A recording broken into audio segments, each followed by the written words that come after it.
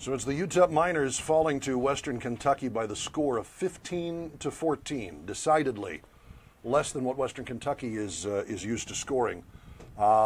Decidedly more yardage for the UTEP Miners, I think, than in recent games, and just an overall good balance. 163 yards rushing for Miners instead of 74 for Western Kentucky.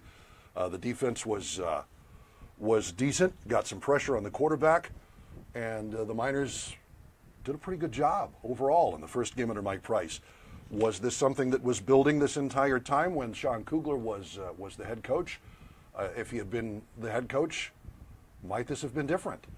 No telling. But Mike Price, on his return, got the Miners to within one of the two-time defending Conference USA champion Western Kentucky Hilltoppers. As we kind of take a look at this game. We'll run over some of the stats. Your comments are certainly welcome. I'm trying to keep track of everything and make this a little different than what it's been. And okay, I may echo myself. That's probably all right. I'm echoing to myself, so we'll stop that business. And if you want to comment, your comments are certainly welcome, and I will try to keep track of those one way or the other. But again, 18 first downs for Western Kentucky, 15 for the UTEP Miners, as the Miners fall just 1 point short. The difference in this game was the 2-point conversion. Honestly, well, 3 missed field goals certainly by Brady Viles, and certainly that's going to be weighing on the young man. But it's a hard thing to kick a field goal through an upright, and it's Division I. It's something you ought to be able to do. If Brady Viles makes one of the 3 field goals he attempted and missed, it's a different story, perhaps. Completely different story. But then, UTEP's offense kind of sputtered down the line a little bit as well. And Matt Greenlee nursing a thigh bruise. The Miners banged up. Quadrace Wadley has a sprained knee. That is the preliminary thought, at least from the sidelines during the game. And further evaluation is going to be necessary, as certainly UTEP does not want to lose Quadrace Wadley again this season. But in falling just a point short, the Miners kind of give themselves a little hope as they try to kind of get things righted for whatever future run they're able to make. It's 6 losses. They're 0-6.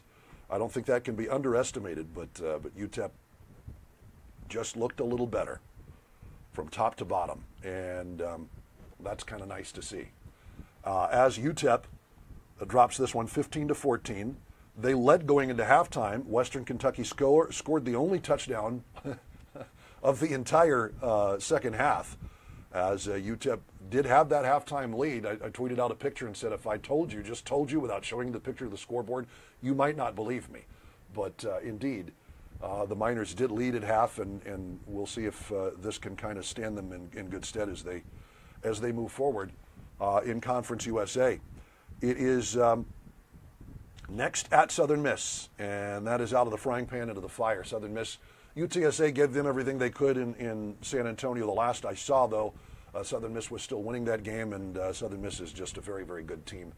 The Miners really kind of in the thick of it, because Western Kentucky is the 2-time defending champions. They're from the Eastern Division. Southern Miss, obviously, they've been a stalwart right up at the top of Conference USA this entire time. Great effort. Indeed, Patrick, I agree with you. Good effort last week, great effort this week. Good effort. It was good for a half. Then things kind of got out of hand against Army. On the road, I want to point out in the Eastern time zone, Quadrace Wadley had a breakout game and unfortunately was injured in the first half and was just not able to return. That might have made a huge difference had he been able to stay in the game. But Zach Greenlee did a good job managing the team. Kevin Dove was solid. Just taking a look at his stats real quick, if we can find them. Looking at the individual statistics for this game, Kevin Dove, 15 carries, 69 yards total, had a long of 23, which is probably one of his longest of the year, and kept care of the football. The Miners did not turn the ball over. Zach Greenlee ran for a touchdown. That was nice to see. And the UTEP Miners really kind of had things going on. But Kavika Johnson into the end zone as well, receiving a pass from Zach Greenlee.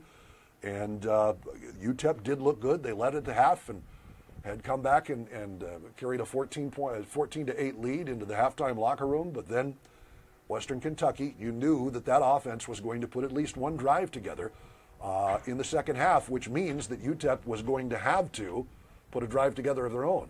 And that did not work. Peggy Jett. I see you, Peggy. I see you, Cousin Peggy. It's late where you are. Goodness gracious. Anyway, at Southern Miss next week against UTSA at home on the 28th after an off week. They get the 21st off, but the UTEP Miners against UTSA, that will be a big one.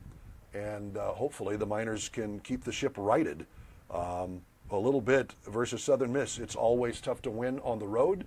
It's always tough to win in Hattiesburg, Mississippi, especially, just because Southern Miss is such a good team and it's such a great program. Yes, Pete, so they lost again. And that is the bottom line. Miners are 0-6 and just cannot seem to shake it.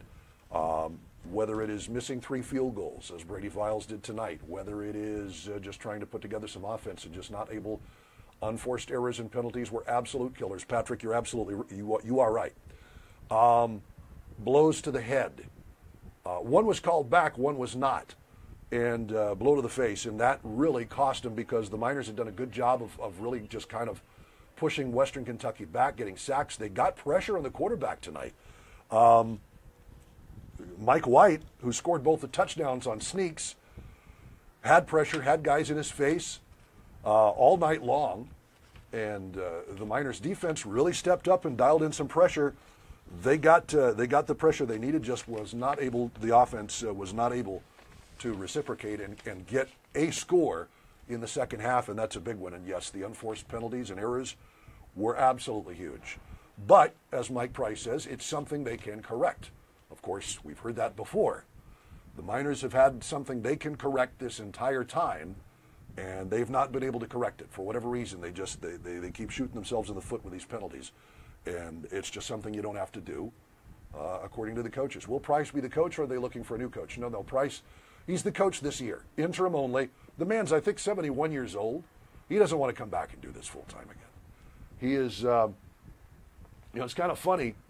I'm looking out to his office, and I don't see the television on. When he was head coach, you could look across to the Larry K. Durham Center, which is right over there, from my standpoint here in the Sun Bowl press box, and that light would be on. If the light wasn't on, the television would be, and he'd be watching football. Pac-12 at night, of course, being the old Washington State coach, he got to see plenty of that. But he'd be sitting there watching video. He'd be sitting there watching football, live football, whatever. Lights off tonight in that office. Maybe I'll try to give you a shot. But after every game, without fail, that light would be on, or the television would be on. Gibby, need a kicker, missing 3 field goal attempts, not good indeed. Gibby, you're a soccer guy, Gibby. Got anybody who you know at the UTEP campus who might, maybe they can have some open tryouts here? I know that there's some kids who can kick in El Paso. Gibby, bring us some folks. You've got the hookups. Male, female, whoever's got a leg, right? Whoever's got a leg. Gibby Widner, one of the great soccer names in the city of El Paso, certainly. And good to see Gibby checking in as well. So it's at Southern Miss next week, off week, home against UTSA on Spirit Night as they try to get that I-10, thank you, Gibby, as they try to get that I-10 thing, I-10 rival working against the University of Texas San Antonio. Always a little difficult. Middle Tennessee follows that. That's on the 24th of November. That's a 5:30 p.m. kick at Middle Tennessee. It's going to be difficult. OC not getting the job done in the second half. Being a kicker has to be the toughest job in football. Unforgiving, no margin for error. Yeah. Well, Mark, there might be something to said for that. Honestly, all UTEP needed was 3 points. 3 points would have gotten it done. They missed 2. I think with the second half they missed the 2 attempts, at least the one at the very end. That would be great, Pete. I agree with you. I'd like to see a female kicker make the team. I would go see that. I think a lot of people would. Why not? If you've got the leg. Obviously it's a meritocracy. You're not going to be out there if you can't get the job done. Well, it didn't work for Brady Viles tonight. As Mike Price pointed out, he had absolute faith in him. The misses did hurt, but Mike Price adamant. that he thought that the kid was going to make those field goals, thought the kid was going to do it, put him in there to make that field goal, and it didn't work out. And that's the sad part. The misses did absolutely hurt, and you feel for Brady Viles. You don't want to be that kid. You know, he's feeling he let his locker room down. All they needed was the 3 points, and it just didn't happen. But kicking is, kicking has got to be, I mean, first of all, your nerves. Secondly, the game's riding on your foot to kick a ball 43 yards, a 43-yard field goal attempt to win the game. It didn't work. Just didn't work. And so the Miners remain winless at 0-6 now, just trying to right the ship. But if they can get some guys healthy, and hopefully Quadres Watley is not going to be out for a long time, I think the Miners can make something happen. Obviously, if they can get Wadley healthy, it's going to help in the running game. I think also getting Ryan Metzner back to health is going to help. Obviously, they're missing some guys in the Lions. Season-ending injuries suffered against Arizona especially. That was a tough game. Rice as well early in the season. And UTEP just trying to get some things happening. But, yeah, the kicking position, maybe there will be some tryouts. I don't know. Maybe Mike Price can work some magic with this kid. As he put it when he first came here, we're turning an underdog into a wonder dog. But Mike Price is an interim coach now, and the lights in that office are off. And I think that's, you know, the man's 71 years old. I'd want to go to sleep too. Thing about that is, though, Mike Price lives in El Paso still. He wasn't here at the time. He has his cabin in Coeur d'Alene, Idaho, fishing on the lake and seeing lots of his family and grandsons and grandkids and all of that. But El Paso is his home as well, and was about to make the return after a summer spent in Idaho and away from the El Paso heat. And he's probably back at the ranch right now. But just, I mean, very interesting to watch the difference this team made. And you know, I think that these guys wanted to win one for Sean Kugler. They wanted to put that effort in and make it happen. And if nothing else, I think they proved to themselves, Western Kentucky is an offense that scores points by the gallon. This is an offense that can move the football. And UTEP held them. Let's take a look. Mike White, 24-37, 208 yards, respectable. Long of 26. No huge chunk plays, as Sean Kugler would like to say. The chunk plays were not there. And the running game, 74 yards. Jakiri Moses, 50 yards rushing. That's good for UTEP's defense. Western Kentucky could not put it together.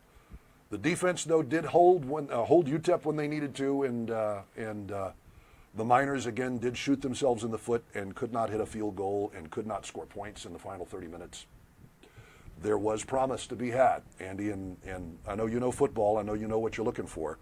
And this UTEP Miners team, I think, showed the fans that there is reason to hope. And that might be the biggest deal of all, simply because of the fact that, you know, 0-5 going into this game. Honestly, nobody gave UTEP a chance. They still lost. It's 0-6. You can't change the record.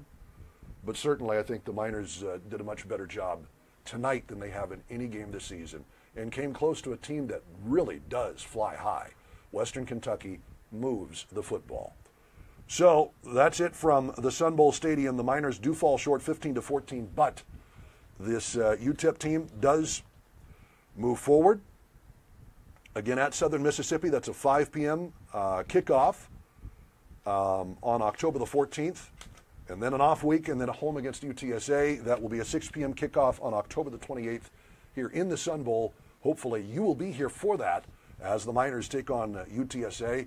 We certainly will be to cover it for you, and hopefully we can have another chat. As the UTEP Miners do fall short again, 15-14, the final score. Western Kentucky over UTEP. The swinging gate. It was kind of an interesting version of it. That was the difference in the game. Western Kentucky goes for one. They make a point after touchdown, normal kick. It's tied. We're going to overtime. To overtime tonight, 15-14, the final score. And as the UTEP Miners kind of look to try and get things going again the next week and keep things going, We'll see if they're able to do that. Just to run down some statistics, Kevin Dove tonight, 15 carries, 69 yards. Zach Greenlee scored a touchdown, 8 carries, and of course 46 yards rushing. He looked pretty good. Did not make bad decisions, kept the ball when he needed to and ran and got the Miners some room and some first downs. Quadres Wadley, 38 yards before his injury. Apparently it is a sprained knee, and he might be out a while. Josh Fields, the former America's running back, really got a hard introduction to a pretty solid defense in Western Kentucky, got 7 yards on 4 carries. And Kavika Johnson, 4 yards on, well, he was trying to do a flea flicker. Broke down, all of a sudden he was under pressure.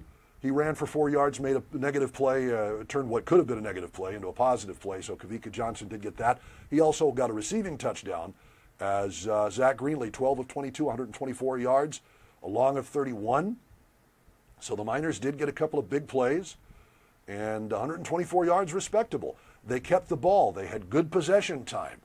It looked better tonight, better than it has at any game that I've seen this season. Receiving, David Lucero, 3 catches for 14 yards. Eric Brown, leading receiver on the night yardage-wise with 32. Walter Don Jr. right behind him at 31. He only had the 1 catch, but it was the big bomb. And Walter Don Jr. made it count. Kavika Johnson with a 15-yarder and the touchdown. And Alan Luna looked good punting the football. Averaged 47.8. Long of 54. Had a couple of touchbacks. Terry Janeel almost took one to the house. Special teams absolutely huge in this game. As you saw, the point after touchdown. The 2-point conversion for Western Kentucky. That was big. Terry Janeel had a touchdown on a punt return that was called back for a block, illegal block on the way back, and that would have also been a difference. So the Miners committing penalties when they did not need to, very, very costly penalties. Any one of those huge ones taken back, well, especially that one, you get a punt return for a touchdown. If the Miners get that, they win. If the Miners make one of the 3 field goals they missed, Brady Viles 0 for 3, they win. If Miners are 0-6, what are you going to do? But reasons for hope for the Miners faithful, and we'll see how well they do in Mike Price's second game as interim coach next weekend in Hattiesburg, Mississippi. That'll wrap things up for us tonight. The final score, Western Kentucky 15, UTEP 14, and we'll see you here in a couple of weeks and maybe do this again if you want. As always, follow me on Twitter, @DukeKeith. It's easy, @DukeKeith, Duke Keith on Facebook, Duke Keith on Instagram. I try to keep it simple. What are you going to do? So long, everybody.